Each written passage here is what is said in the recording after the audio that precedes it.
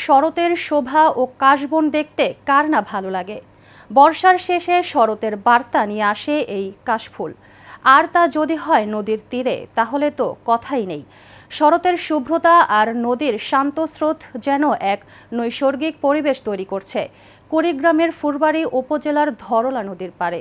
শেষ বিকেলের নরম আলোয় এই ধরলা নদীর পাড়ে কাশবনে প্রকৃতিপ্রেমীরা যেন হারিয়ে যায় প্রকৃতির কোলে। ফুলবাড়ী কুড়িগ্রাম প্রতিনিধির তথ্য ছবিতে বিস্তারিত জানাচ্ছেন জাবালুর নূর।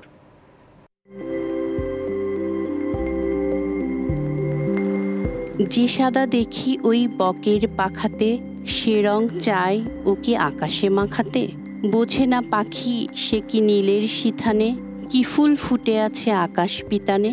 কবি আল মাহমুদের কবিতার মতো শরতের মুগ্ধতার দেখা মিলবে কুড়িগ্রামের ধরলা নদীর তীরে।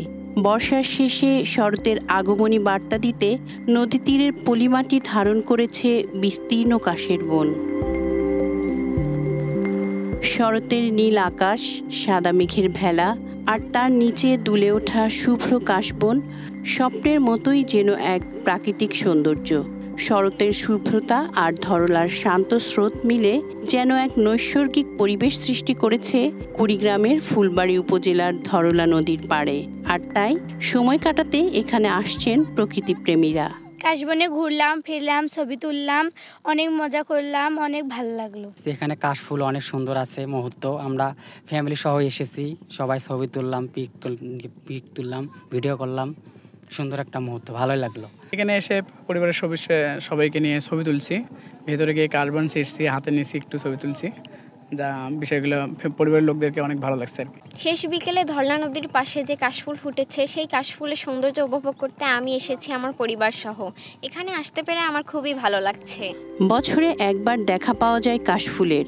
আবৃত্তি শিল্পী ও উপজেলা প্রশাসন স্কুল শিশু কাননের প্রধান শিক্ষক হাবিবুর রহমান হাবিব নিজ এলাকায় আমন্ত্রণ জানালেন প্রকৃতিপ্রেমীদের। শরৎ আসে কাশফুলের শুভ্রতা নিয়ে। কাশফুল যখন ফুটে সাদা রঙের ভেলা মনে হয় অনেকটা। নিশ্চয়ই আমরা যারা রয়েছি প্রকৃতিপ্রেমী কিংবা কাশবনে এসে নিজের ছবির সঙ্গে প্রিয়জনের ছবিটি জোড়াতে কিংবা নিজের ছবিটি একটি ফ্রেমে রাখতে, তারাও আসতে পারি আমরা ধরলা নদীর এই কাশবনে। শেষ বিকেলে ধরলা তীরে গোধূলির কোণে দেখা আলোয় স্বর্ণাভ কাশফুলের শাড়ি ভালো লাগবে যে কারো। জাবালুন নূর, এশিয়ান টেলিভিশন।